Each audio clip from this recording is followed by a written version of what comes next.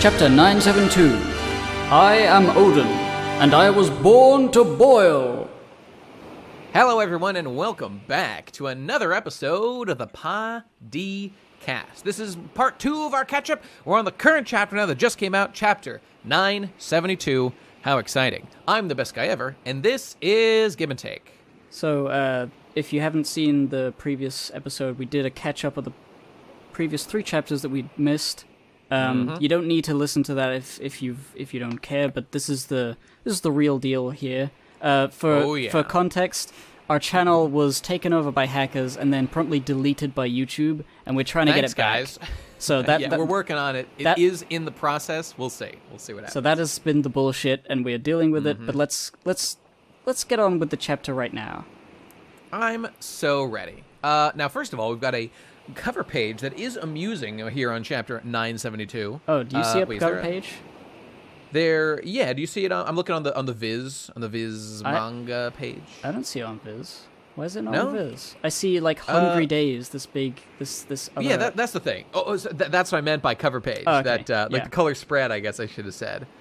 First of all, let me just say, have you guys seen? Again, I assume you have seen these Hungry Days. What they are advertisements for Cup Noodle. I have seen those. I love them. I think they are so cool and so sick. So as you can see, if you're looking at this, you got like normal Luffy and like Bishonen gay Luffy on the right, and in the back you got like the Bishonen version. These are Cup Noodle commercials, like where it's an entire school of like basically like adapted versions of One Piece characters as if they were all going to high school together. Kind of like the you know how Oda does those like side stories back in the day every once in a while where they'd all be like school kids or whatever. This is by some other company, and it's got like this really cool like Makoto Shinkai kind of esque animation, and they're all just school kids going to school together and doing stuff. And like there's a story of like there's like a 1 minute long episode where Zoro, is in the kendo club, like loses to the superior kendo fighter Mihawk, high schooler, and then goes through like a training arc throughout the episode at school, and then at the end he meets Luffy just like he did in a similar way at the beginning of One Piece. All the iconography is very similar. I'll see if I can find some links to some and put them below, but they are really, really cool. And I like all of them. There's like a bunch of the characters have had like their stories converted into these. They're just fun to watch. And even though they end with like a retarded cup noodle advertisement that has nothing to do with like any of the narrative, I'm glad they exist. It's really funny. It's like, you know how like anime in Japan is much more of like a main, you know that thing called anime? I hate it. It's much a more like mainstream thing, and One Piece especially. Yes. It's like this is basically like having a celebrity, like a sports endorsement of like a product, but it's an animated character. You know, side note, but I just seeing this Hungry Days stuff, the fact that Oda himself is willing to put pen to paper to like draw like a little ad here in One Piece for like a fucking cup noodle ad makes me feel way better about the fact that I've done an advertisement on a Weagawa and I'm definitely gonna do more on more. I'm like, yeah, we'll all just sell out. It's all good, baby. If Oda can do it, I can do it too. It legitimately makes me feel a lot better about it. Sometimes the best creative things can only be done thanks to the money of cup noodle sponsorship. You are not wrong. You are absolutely correct, Gib. And by the way, look at Brook. Look at Brook there. That's just literally you. That's just 100% exactly you. He's got a bit of a only wearing stretched Digi's face. Glasses. That's true. And he's a bit of a tall man, which he's like 10 fucking feet tall or something. But other than that, literally you. He's a music man. He's got a big poofy hair, glasses, face, the whole 9 yards. He's got a face. Well, he doesn't. He's got a face. He actually doesn't have a face because he's a skeleton. Oh, shit. That's true. Anyway, I love it. And this is cool. Keep it up, Oda. Keep shilling. I'm not going to buy any.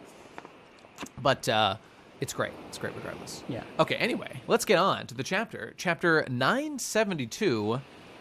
Wait, is there a title here somewhere? Fucking Viz. God, the worst fucking website of all. Oh, chapter 972. 972. Oh, wait. Okay, they did include it. I see it in the I am little Odin, black bar and there. I was born to boil. Yeah, I see it. Yes. Which, you know what? I hadn't even seen that till right now. I wish you'd seen it at the beginning, goddammit, because that's a good title for this fucking chapter. I am Odin, and I was born to boil! Let's see how that manifests. I look forward to it. Yeah, okay, Gib. So what last time Shinobu has pilled. I don't know, blue or red pilled, both of them. She's Odin pilled. She's oil pilled, everybody. She's purple pilled at the crowd on the situation. This guy right here is like saying, I can't believe, like, I can't process this information. I don't know what his problem is, because the rest of the crowd has no problem. No one else has this. Okay, he's a surrogate for the crowd. He exists in a metaphorical sense. Yeah. Come on. We understand this. I think, really, he's just there as a jumping off point for the nasty ninja to say, you can't tell the truth sucks, should always tell lies, hee hee. He's really put in the fucku in the name Fakuro Kuju. Fuck you, basically. Yes, fucku you. What happens to your head in the future? He gets way smarter. His brain just increases in size. It only increases in the Y coordinate. It goes up. That's correct. It's making me wonder, this isn't going to happen, but I wonder if he's at all related to, I think it's, what is it, Vice Admiral Strawberry, who canonically has an incredibly tall head, but he did from when he was a young man, so I don't know. What is his connection? Maybe the top half of his head is like a false head. Or maybe he does ninja things that does actually make him real smart, but only upwards. We know for a fact that Strawberry's head is in fact that tall, because he was wearing a bandage that went around his entire freakishly tall head. But this guy maybe is doing some weird ninja bullshit. I don't know. He's a very smug character, this fucku. Here's my anticipation of his power, right? What he does is he bows his head, and then boom, pew, his head extends like a bullet. It just goes like really far and hits you, headbutts you from a distance. There was a character with that exact power in, you may remember it, Bleach, and that was Gin. Remember Gin's sword? The 3-kilometer long sword, yeah. That's correct, Gib. That's correct. And that was a sick power. It was one of the early great fights with Ichigo when he first got into Soul Society. I hope that this is the One Piece equivalent of that. He should fight against Shinobu. They should have an epic duel. Maybe, it should be Shinobu, Raizo. The two of them should team up to fight against Faku. And have an epic ninja battle. That would be pretty Naruto. I hope that happens. I really do. It'd be sick. Okay, anyway. So she's made her allegiance clear. Fuck you. I'm on Team Odin. I'll pay the cost. I don't care. I'll speak up. Kill me. Do whatever you gotta do. And he's like, haha. So she's pretty cool. That's not how world works. Yeah. But then, of course, the rest of the crowd does, like, believe her and starts turning against Kaido.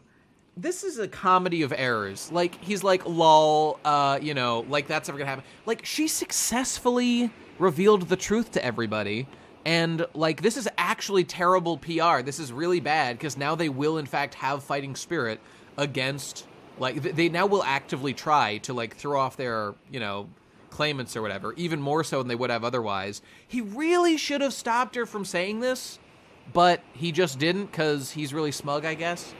All right, fine. Definitely going to be a battle with them.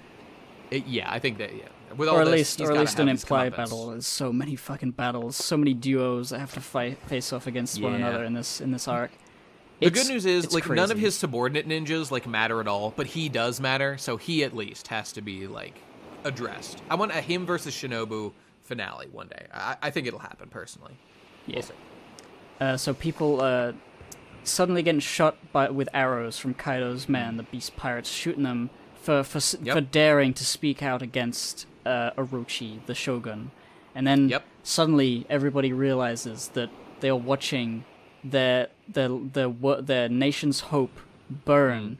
And a chill runs through the crowd. They realize they're surrounded. It's all fucked. Uh-oh, they say. I think this is a really cool moment where, like, they suddenly realize, like, oh no, Odin isn't so bad. And then they're kind of like, please listen to us, like, our leaders, like Orochi, like, we understand now, we save him. And Orochi just says, like, shut the fuck up. I will just murder all of you who do anything against me. and they just realize what a horrible situation they're truly in, and that their one savior is burning alive right now. Like, fucking 2 minutes ago, they'd been like, this is boring. I gotta go do some shit. I don't want to watch this guy boil for a whole hour. It's a long time. But then there's like, oh no, our world is crumbling. Do you think anyone smelled that and was like, ooh, that smells good. I'm going to go home and make Odin. I'm going to go cook my own. That smells delicious. I want to get some of that. That's what I would do in that situation. So, I was there, canonically. Me and Gib were there. Oh, yeah, we were there. We poured the oil in there. Well, that was us. It was really good. You're welcome. It was really good oil. I tasted some of it raw, and it was great. I also tasted after Odin was in there. Still delicious. Good work. So, sudden new thing. They shot the urgent news, the letter arrows of Wano cross great distances to send messages. Has this been a thing at any point? No, this has never been a thing before, but now it is. All right, first of all... Remember in Monty Python when that guy got hit by the arrow and was like, message for you, sir? That's the equivalent. They probably have one guy whose job it is to physically take the arrows to catch them in his body. Okay. I hope so.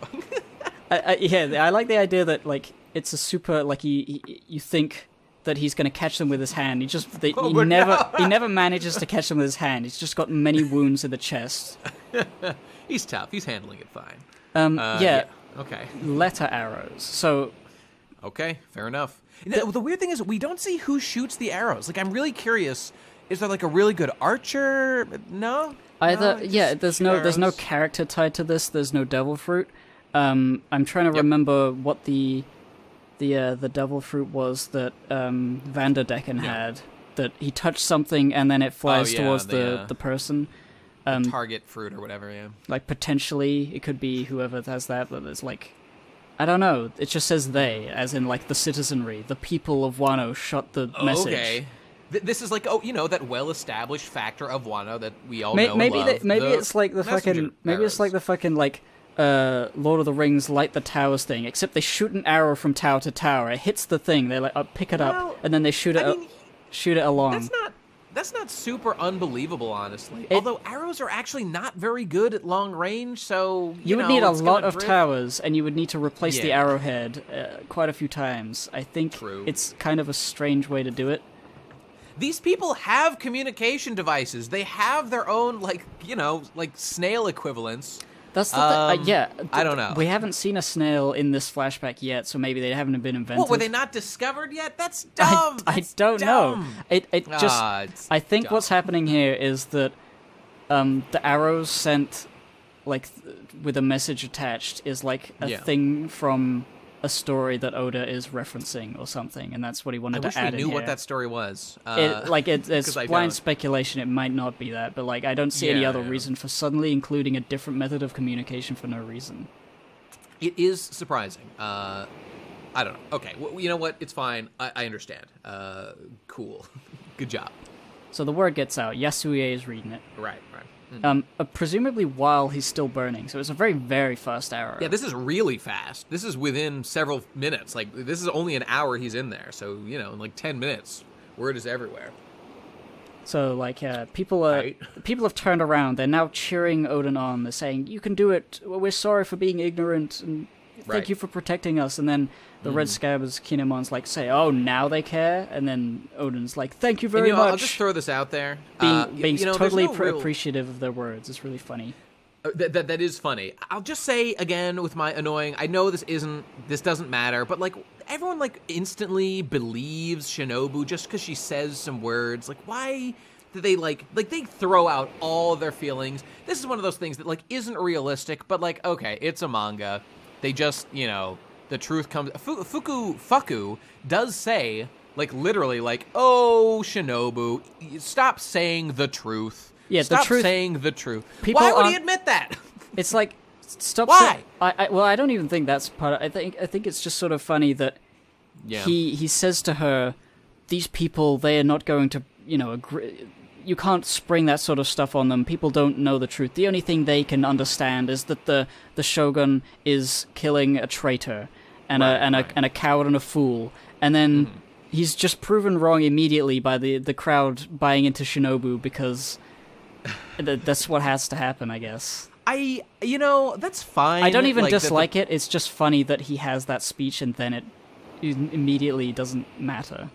Yeah. I find it a little bit funny that they like believe so quickly when just like one person says so. But I mean, okay, like she was at the battle. I'll assume the people know who she is and find her a trustworthy source. Okay, but like his speech is pretty funny. I don't know why they would know who she is, because she's a ninja. She's supposed to be in the shadows. It's like, the famous ninja that everyone knows about.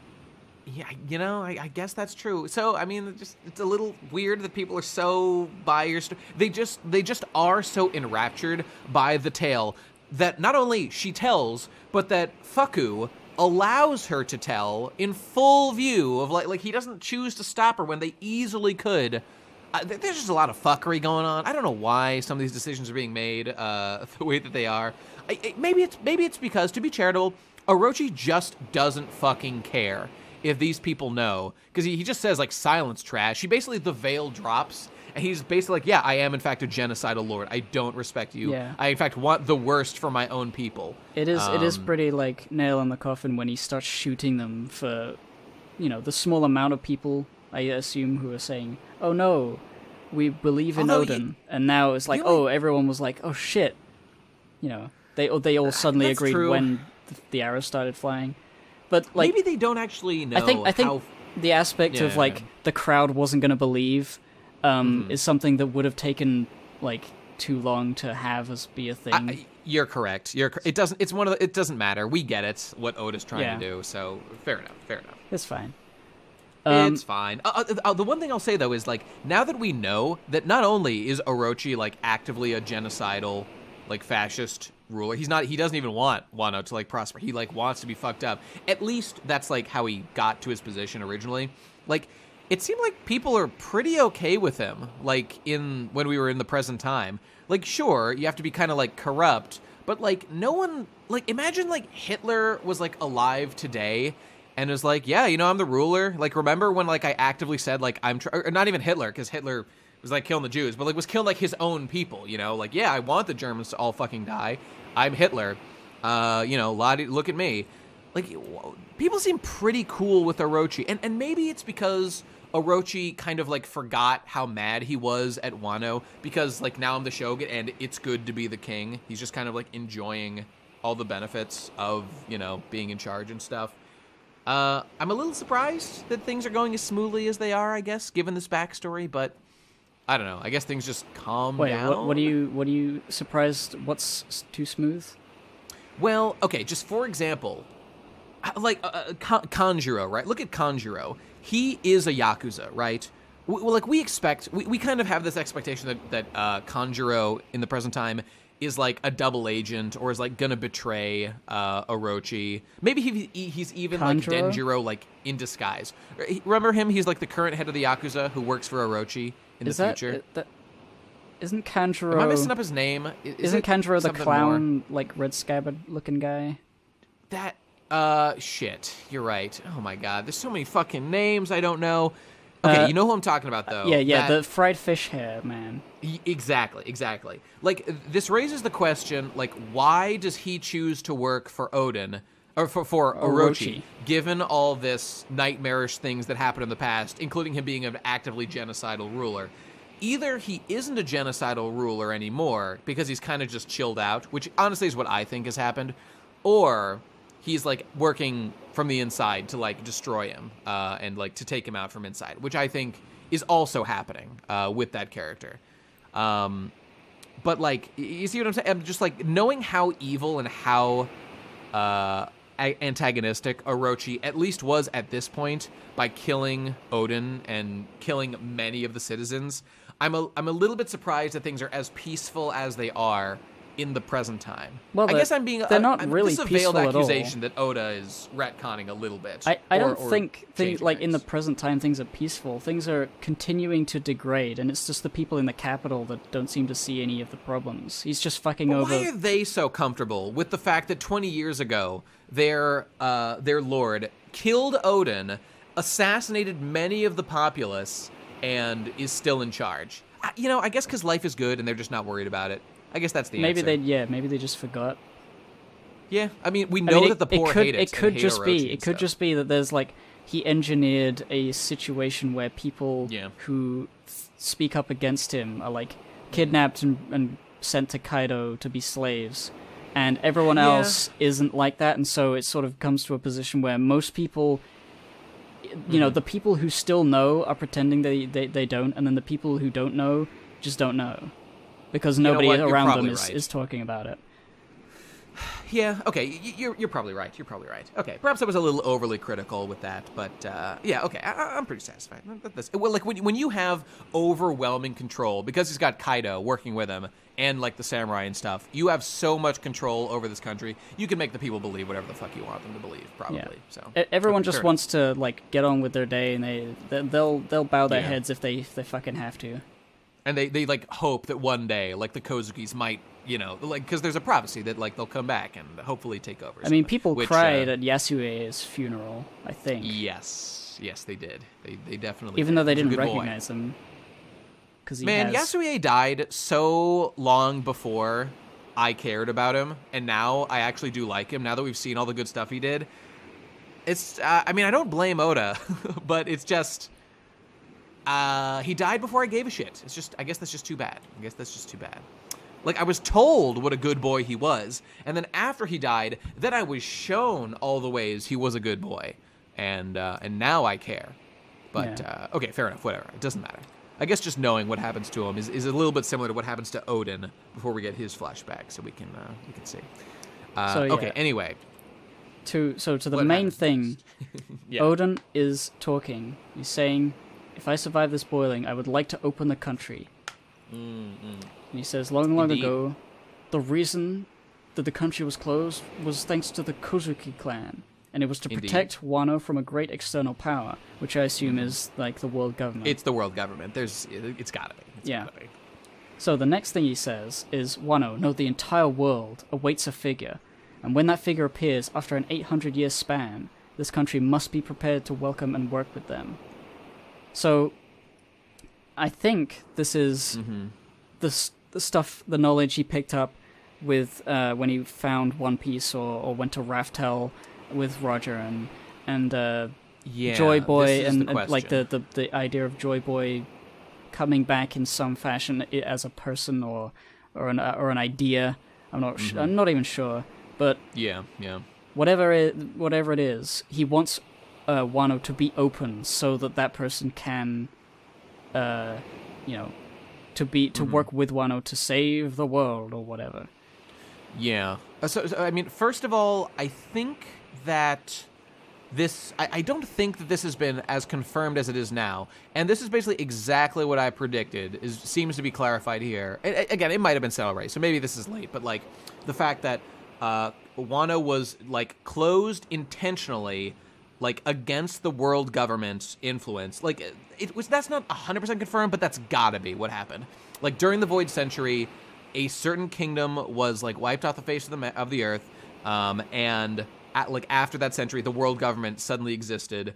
And like seemingly one of the other things that happened was that like Wano was like closed off from the rest of the world, and we know that Wano is where the fucking poneglyphs came from that was made by the Kozukis. Clearly, all these things are tied up in the same thing. So they closed the border to preserve the history, to keep the world government out so that they could preserve the history, and I assume over the next bunch of years, like transported these poneglyphs all over the place so that other people could hold on. Which my guess is why Toki was born off of Wano. She was probably part of a initiative to scatter the poneglyphs. I don't know that, but that's my guess. My guess.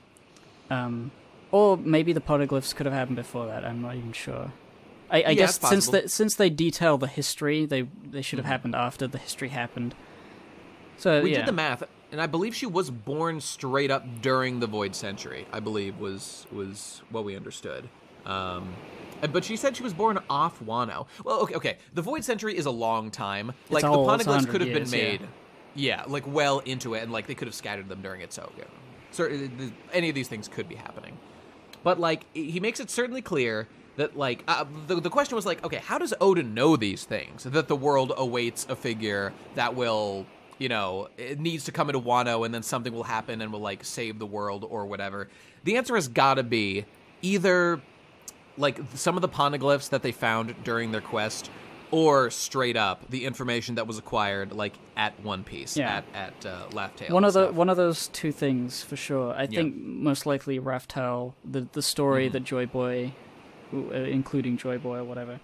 I think the implication with this, like, opening the borders is, like, they were closed to keep the world government out, and you would never open them again, otherwise the world government would get in.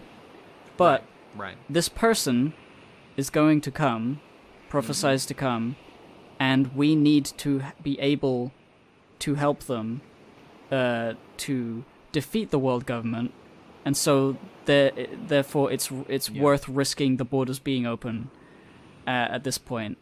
That's what I'm gathering from this, is that this is the time the world government can be destroyed, when this person arrives. Now, the question is certainly raised. Okay, just for example, Luffy is already inside Wano. Like, I'm very curious, Oda, and he has to explain this in a satisfying way. What does the borders being open do specifically in order to make this happen that, like, Luffy couldn't just, like, sneak into Wano, learn, and then leave, you know, with whatever secret information he needs? Like, you know, you could say that, like, opening the borders is necessary as, like, part of, like, Luffy's entrance into Wano to do whatever it needs to do. I think there's a possibility. It's out there, but I think there's a possibility that the figure is not Luffy. I think Luffy is, like, it's possible. is being the guy, the linchpin that gets everything ready for whoever it is, or I think it might not even be well, he says it's a figure, so I assume the Japanese is like, it implies it's a person. Yeah. But it could be like a movement or like an idea that sweeps the world, that makes people realize the world government is shit or something. Sure, it's possible. It's possible. So like, opening the borders is like one step towards the information that they're holding on to being more widespread, perhaps, instead of literally letting a person in so that they can see what's going on. Do you think that also the fact that Odin states clearly, like, I will be clear with you, they are going to kill me today. Do you think I mean, that could just be one of those shonen-y things where he's like, it's over for me, like, I know that. Or, do you think this is part of, like, the prophecy? That, like, he found out he was going to die and, you know, proceeded to... I don't know how in-depth the prophecy could be. I think more likely it's that he has suffered so much in this boiling pot of oil that he knows he can't survive. Yeah, probably true. And so this is his last moment, and like... And I'll just say for the record, we're getting deep into some, like, prophecy stuff going on here, and, like, a lot of information's being conveyed in prophecy. As a rule, I'm not a big fan of prophecies. So I'll just say, I really don't want there to be, like, we get to fucking One Piece, and among other things, there's just, like, a lot of lists of, like, so-and-so's the chosen one, X and Y would do blah, blah, blah. I mean, you know, that doesn't, like, ruin anything, but, like... I sure hope that what we weren't building to this whole time was just a bunch of prophecy stuff. Even if there's more going on besides that. Prophecies are boring. I want other things. But, I mean, there's no doubt at this point. Prophecy is like a big part of Joy Boy and One Piece and Laugh Tale and all this stuff. So, okay, whatever. Fair enough. Just do it well, Oda. Whatever you're doing. Do it in a satisfying, good way, which is certainly still possible. So I'm not overly concerned about it. I definitely prefer post-phacy, whatever you call the opposite of prophecy, just a story. I've been playing Okami recently, video game extraordinary, and it's very good. And there's this really emotional moment when at the end, spoilers, at the end when Okami Amaterasu leaves the physical world to go into the heavens, and Issen, the little guy who you've been traveling with, has to stay because he's immortal, so he has to stay on Earth. Right. He decides to tell the story so that everybody knows and believes in the gods and stuff. And there was no prophecy, really, about what would happen, but there was a story afterwards, and that is, like, it's cool when this stuff happens, but when it is like influencing the characters while it's happening, it just sort of comes across as like, okay, but how much of this is their own doing? A lot of what it does is rob agency, and the one thing that you never want to do from your main characters who you're rooting for is rob agency from. Yeah, like, it's cool that a character becomes a thing of legend from the actions they take, or, like, even that they, like, remind people of an ancient legend that, like, oh, you're just like this person from the past. But the fact that people are telling them to their face, like, you are currently in the process of becoming a legend. It's just sort of like, okay, less cool. Like, and Gold Roger was doing a lot of that during the flashback when they went to Fishman Island. I really didn't like how matter-of-fact, oh yeah, all these problems, these things are going to happen. That's just like, oh, well then why even do anything? It's going to happen. I mean, Madam Shirley, got to tread carefully with that character. But you know, like, something like, The hat that Eam went down into that vault or whatever and found the big straw hat, like, my current strongest theory, and I think it's correct, is that, like, that hat represents, like, a prophecy about, like, who's gonna be, like, the Joy Boy or the Chosen One that's gonna, like, destroy the world government or whatever. That was, like, a prophecy that was made during the Void Century, you know, or, like, the world government that was collected at the time. Like, this is your enemy to fear one day. And, like, maybe, like, the D is part of that or something. I don't know. So, like, I don't like that.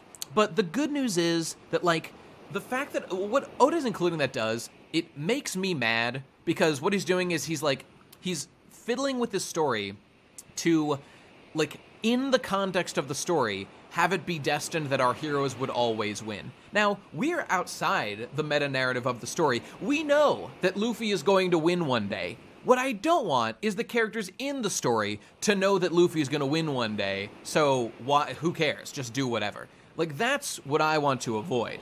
And the good news is that I don't see, like, that hat representing that, like, Luffy is the chosen one or shit like that.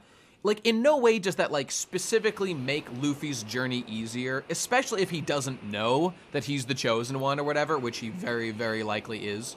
Again, we don't know for sure, but just very likely that he is. Like, chosen one to help things along, like, it's pretty vague. There's no specifics there, but that's why I hate things like you, Neptune, will give birth to the next mermaid princess who will be Neptune in exactly 10 years. And he's like, what a boring prophecy, shitty writing. Like, imagine if there was a story based on the exploits of Neptune. Like, I mean, obviously it would be interesting because he's a cool guy, but, like, that part of it would be like, and now I just wait for some, you know, stuff to happen. Some lady to come along and I marry her and, you know, like, I mean, it's gonna happen. It's not like a bad story, it's just sort of robbed of something by knowing things ahead of time.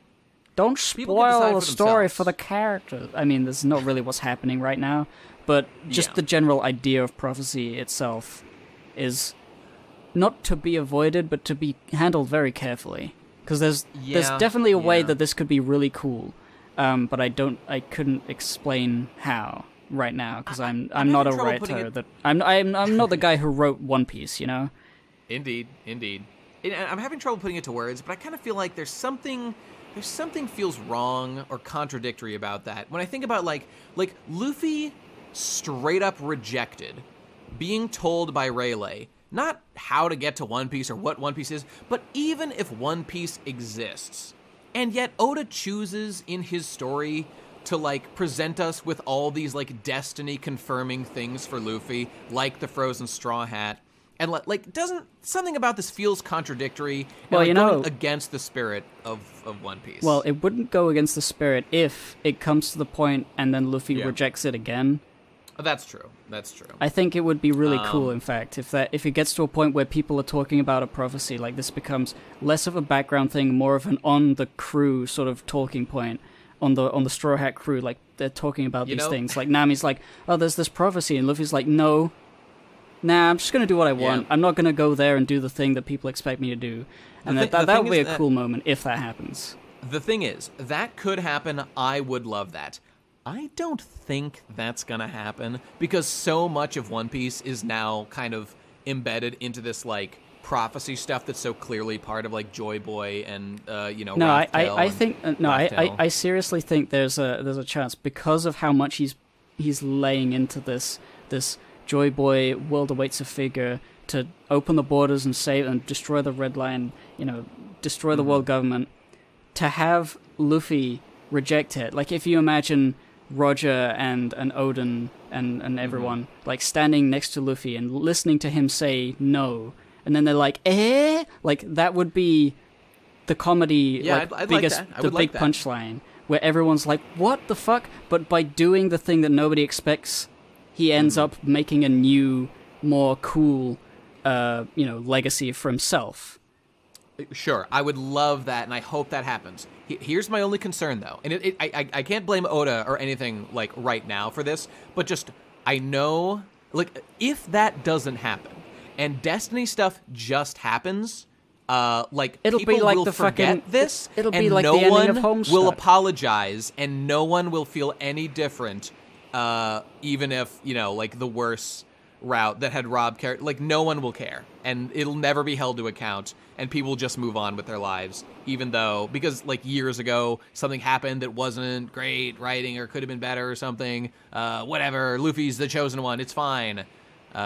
You know what I'm saying? Like no one. I know that there will be no like great rethinking of any of the narrative among the populace, and it's them who I who I don't look forward to hearing from on these things. Whatever.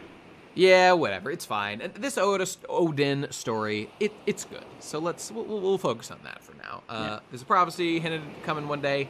That's fine. But right now, Odin is boiling alive. He's being a real cool guy. Well, a real helping his hot guy. bros. Oh shit, that's true. So, his like Raizo's saying, "Your dream is my dream, is our dream," and this Odin's like, "Cool. You guys, please open the border." And Denjiro here says like, oh, actually, this is good. He's like, oh, you're gonna die, Odin. Then we should be in the pot with you and die. But then Raizo, picking up what Odin is saying, it says, we will live on to carry on your dream because we couldn't survive.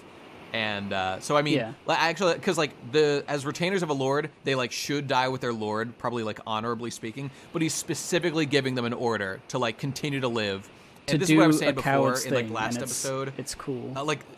He's imbuing them with what is it? Inherited will. We are seeing at this very moment inherited will being passed along from Odin into the Red Scabbards to be carried on to make a difference in the future, and it's a beautiful thing. It's a beautiful thing to see. So, that gets down to the last few seconds. Yep. Odin's in the thing. People are like shaking in their boots. Is he gonna make it? It gets to the last few seconds. It ticks over. Everyone cheers. He survives the execution, and now he and all of his guys should go free. Oh, it's so wonderful. We did it! Hooray! He promised. We Remember did it, how Reddit. Promised? We did it, Reddit. He promised he'd let us go. How exciting!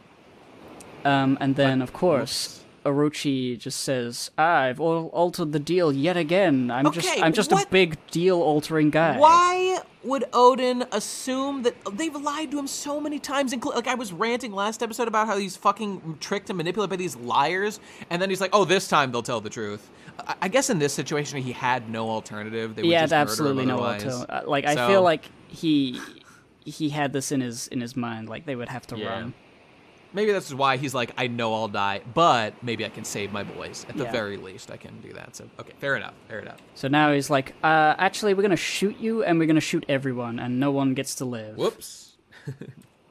And Kaido's got a stern face. Like he kind of knows that this isn't right because going against his Yeah. word. But it is Orochi doing it, so I my hands are clean. I am Kaido. Yeah, pretty much. He's a little more honorable. A little more.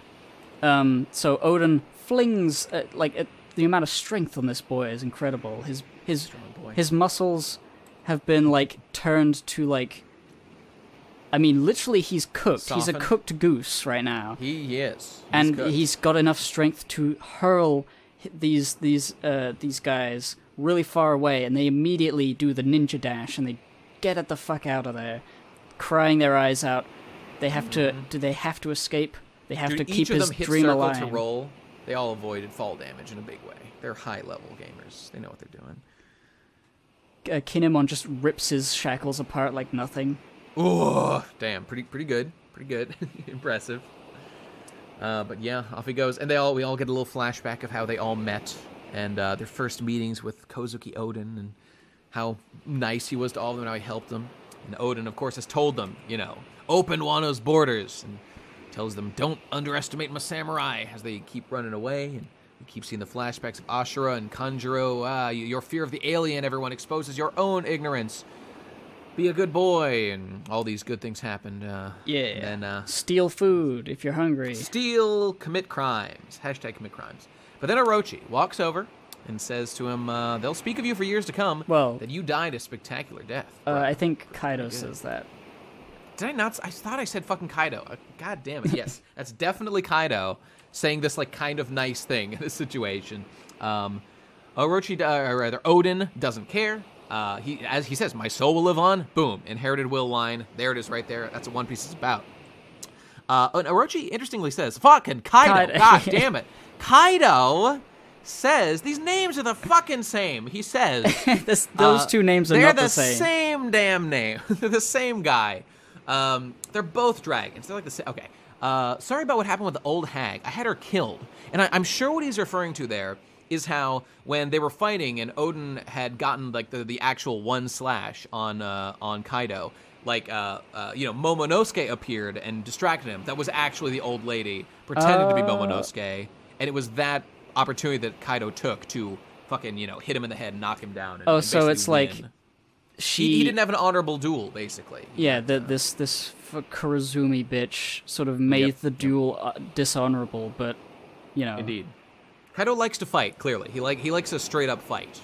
If nothing else is going for him. There's the confirmation that devil fruit. She's dead, guys. The devil fruit is available for someone else to eat.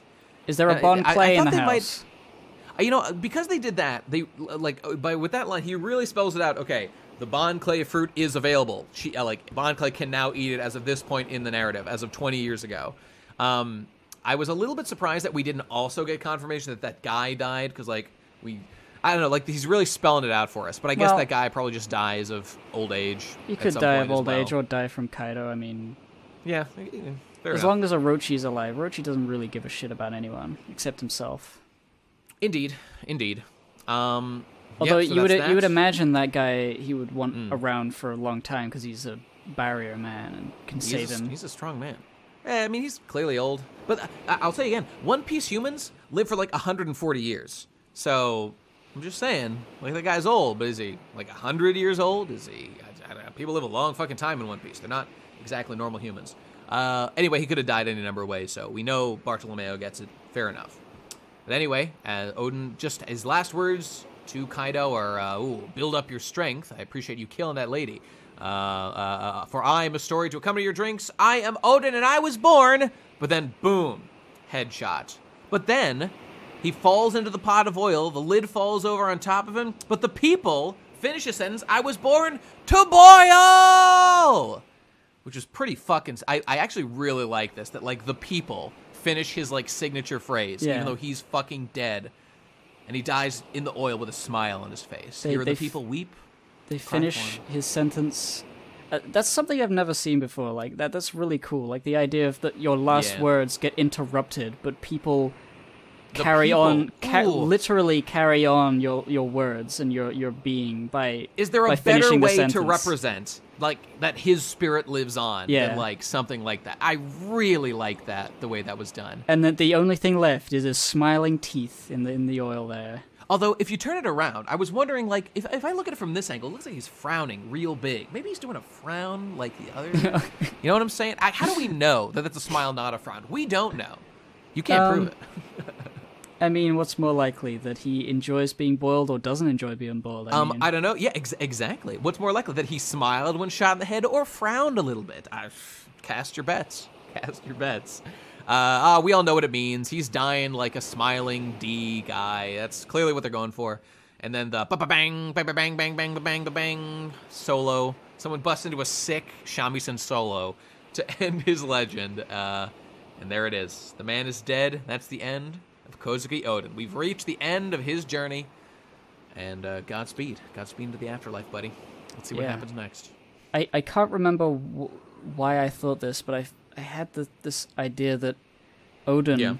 and Toki, the queen or whatever her title is, were burned alive in their house, in their castle. You know, I was thinking about that a little bit. I don't like. I was thinking about that before. I think I had assumed that at first, but I think it was later clarified, or rather, it wasn't like confirmed he was specifically there, because we see there was a flashback before where we saw like the Nine Scabbards or whatever, like heading back to the place where they live or whatever, like the Kozuki Castle or whatever it is in Ringo or fucking whatever, Curry. And like it was already on fire when they got back, which I expect that we will see probably next chapter when we see them do the travel to the future and all that good stuff. So yeah, I mean I don't think it was confirmed, but now I guess clearly we know that. By the way, I have one other thing to say about that, which was you did an oopsie there, Oda. I mean, at least a little bit.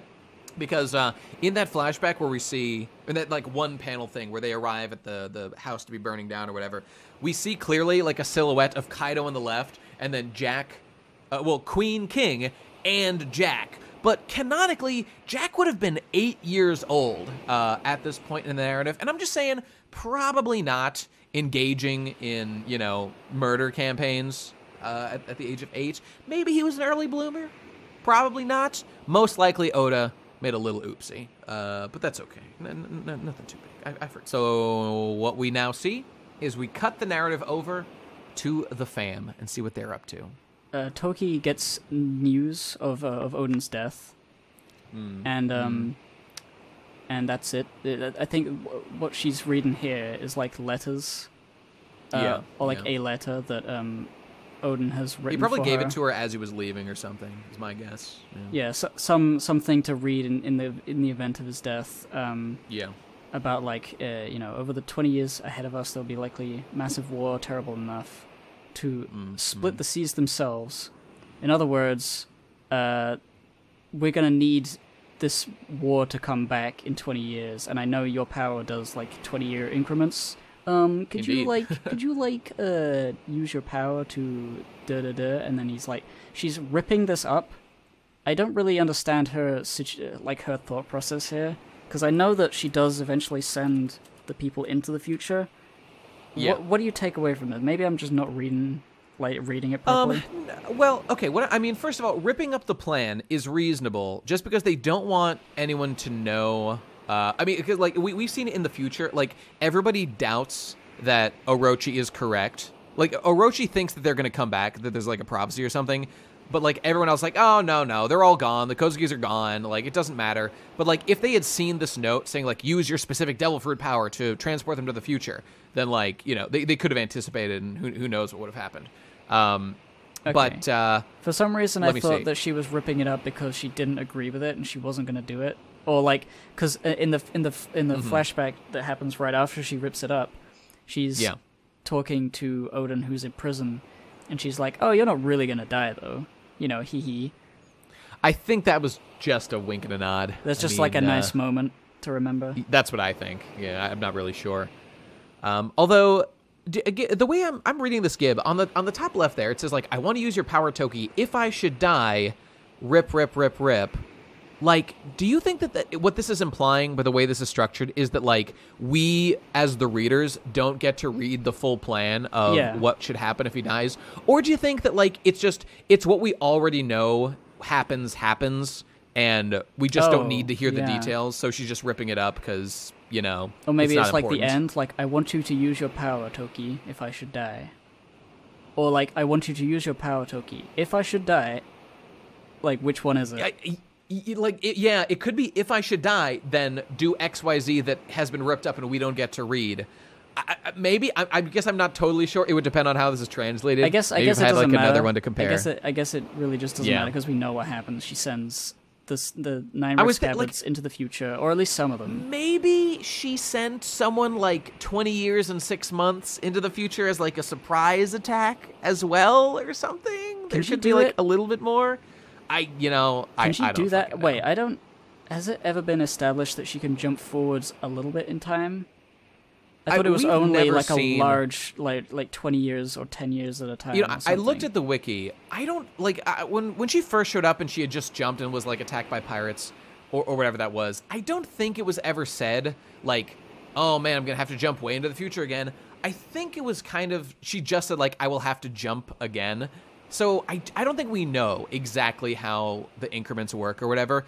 But the only instances we have are like the 20-year one for sure, and I think we just don't know what the other increments were like. So maybe it's a year, maybe it's less. Maybe there's more info if I went and fucking read it. I don't suppose the 20 years is not a limitation of her power, but is instead a direction from Odin because he knows when the Joy Boy figure is supposed to appear. We know that for sure. That that's a specific direction. So okay, so it's probably it's not just a coincidence variable. or anything. I would assume to some degree. Maybe it has to be years or. Oh, who knows, wait, who knows. I figured it out. The reason she says I'd be a laughingstock if anyone saw me crying was her thinking about how she kept up a brave face when he was in prison and going to be executed. She smiled then because it would be bad if she cried because she doesn't want to be weak for him or something. And for her kids, probably. But yeah, you're right. But You're now right. she's crying. She's got little tears in her eyes. This is, yep, it's got little tears. And little she's tears. like, look forward 20 years in the future. I guess she's just saying, yes, I will do the thing. She's just saying that. And I think probably next chapter, we're going to see this mother burn this mother down. Literally, she's going to die somehow, probably. And do you think she's we're going to send our see boys that, to or the do you think future? we're going to get to the present immediately? I predict that we will get a little moment of Momonosuke saying goodbye to his mother as he disappears and appears in the future. And, like, it's inferred either from the pirates being right there or the house burning down that she's going to die there. Because she clearly said she wants to die, like, here and not abandon her husband. Because she could have gone with him, but she chose not to. But I think that we'll cut basically to this crew arriving in the future. And from that moment, we'll just kind of cut to, like, back to what the narrative was doing. We'll cut And, to the them sailors. probably in Back their on the little beach. boats. Oh, wait, do they have a boat? They have, like, one boat, and they're all going on the boat. Yeah, they had one small boat, I think. And And I think what's going to happen is they're going to set out, and then on the way, allies will appear in a big climactic, yay, kind of moment. He's like, this oh, is what I Lady s- Toki and everyone we thought was dead. You're here. Yes, we came 20 years and a few weeks into the future. Whoa, Actually, okay, it's here's more a than that brain at this blast. point. It's 22 years and a bit, I think. Toki might have had a little time. Maybe, okay, this probably won't happen, but, like, what if Toki had sent ships to the future for them to use? I don't know. Maybe that's silly. That would be silly because she doesn't know that they need them at Well, exactly maybe, that moment. I mean, fucking, this boy read the goddamn future with the poneglyphs or whatever the fuck. Maybe it said, by the way, this is Joy Boy from the past. Please send exactly, like, 20 ships to this location. You're going to need them. Yeah, these coordinates, that'd be really appreciative. Thank you very much.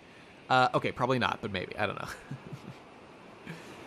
Anyway, we pretty much know everything now, except specifically how they die, how the lady gets burned down, but we pretty much have a good idea how that's going to happen. So I hope we get to learn a little bit more about Toki's knowledge of the past, because she's from the fucking Void Century before she dies. And if there's that'd be any nice. if there's any moment in which we get a bit of information as to what she knows and what she potentially passes on to Momonosuke or Hiyori, Right. It's this next chapter where she dies, probably. Yep. Very likely. Because otherwise, any knowledge that she has from that century dies with Odin, or has not been told to anyone, presumably.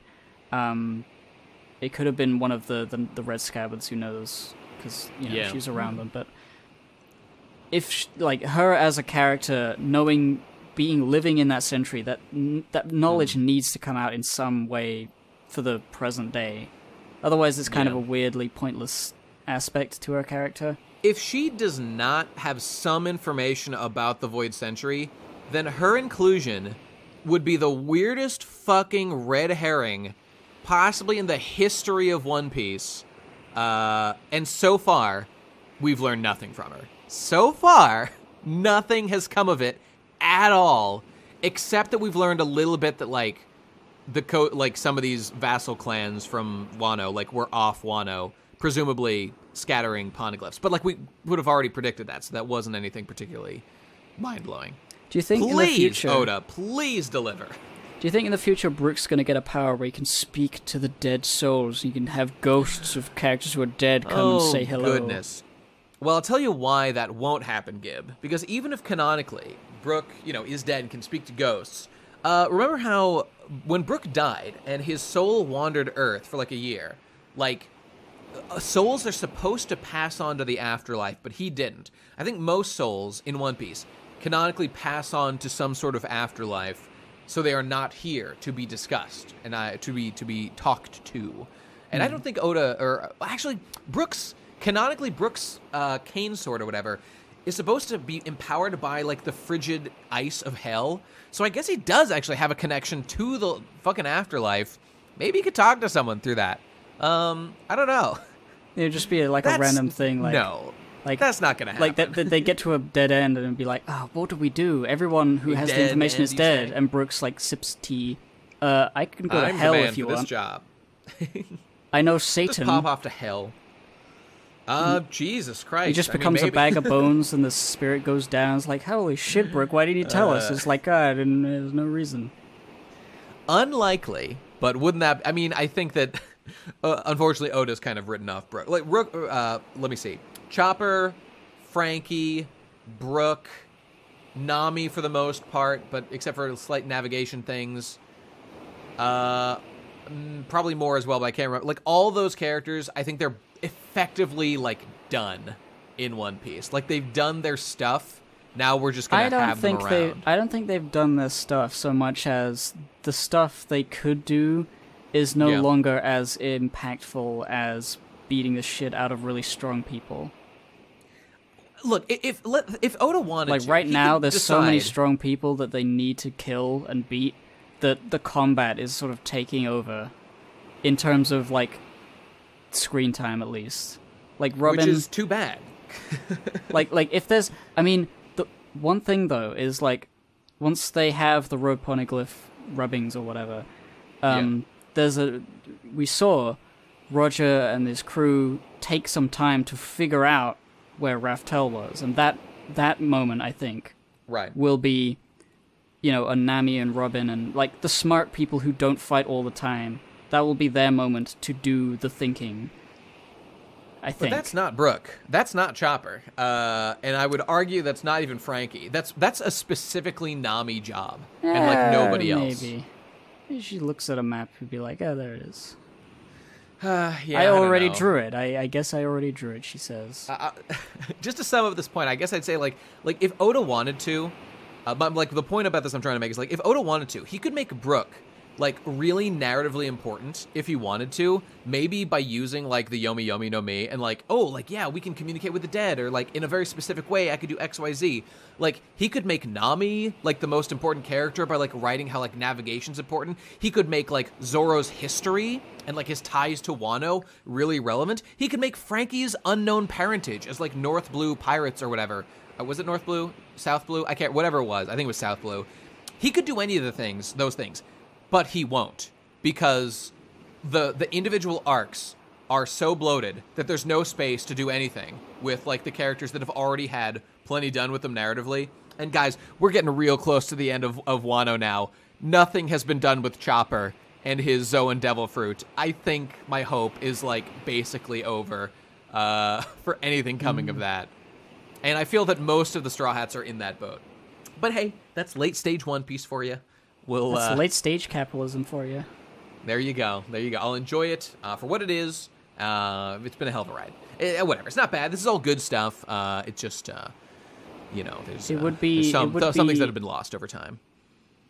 God, it's always going to be a thing. Like until we get those juicy moments of Straw Hat crew members' relevance.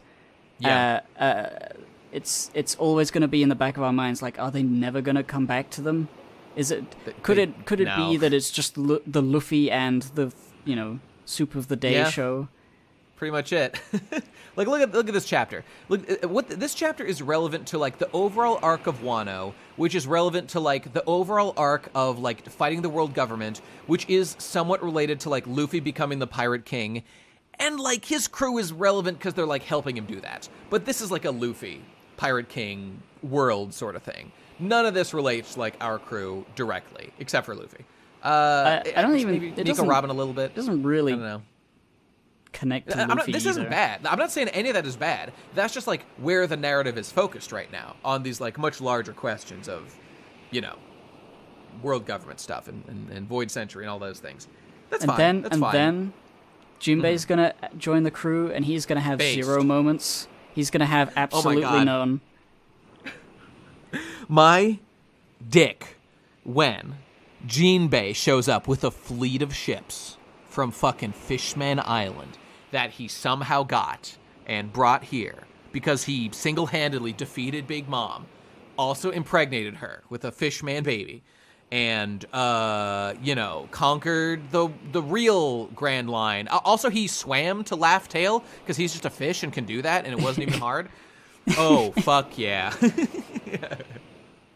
It'll be like Jinbei and Katakuri formed the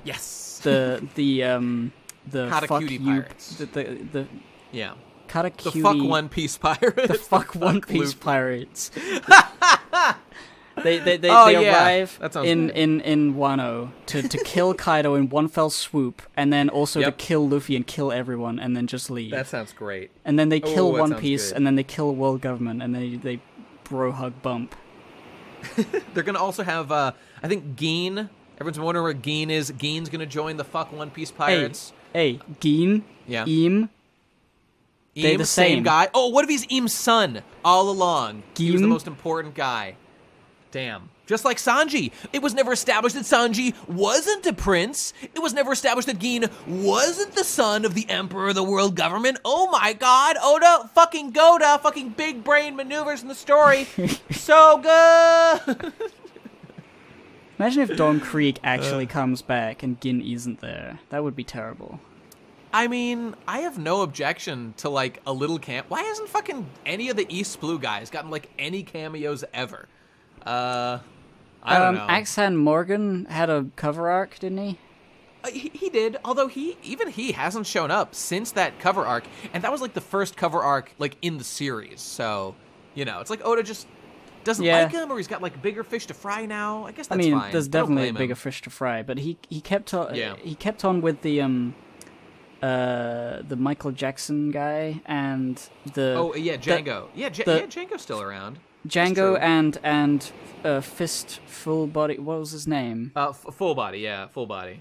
Like those guys became like Marines. Those guys evolved and had their own arc, sort of parallel to Kobe and Helmeppo. Indeed. And that's all good stuff. I like all that.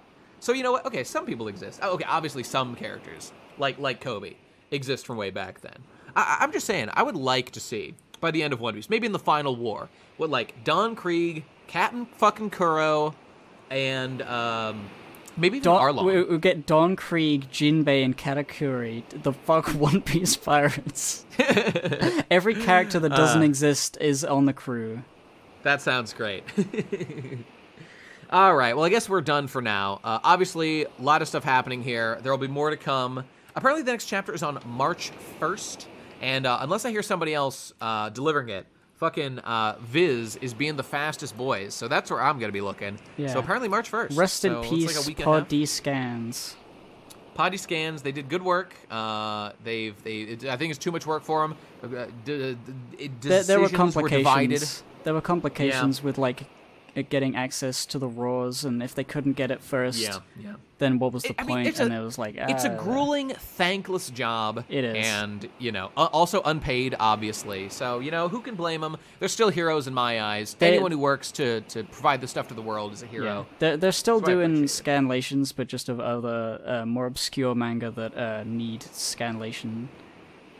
But Indeed. it does annoy me a little bit that, like, for some of these non-Viz chapters that I was looking at, the translations on them were fucking terrible, and they weren't PodD scans. They were just some random shit, and it was such bad English, and like I couldn't understand a few speech bubbles. Like, what is happening? This sucks. If people know a place to get good, like, I mean, Viz is very fast, so at this point it doesn't really matter. But sometimes, I mean, Dogtooth or whatever. Dogstorm, and Zolo. Like, we're gonna see Zolo if we keep reading these fucking scans, dude. And I'm terrified. I don't want to live in that world. I don't want to live in a world where Zolo is acceptable.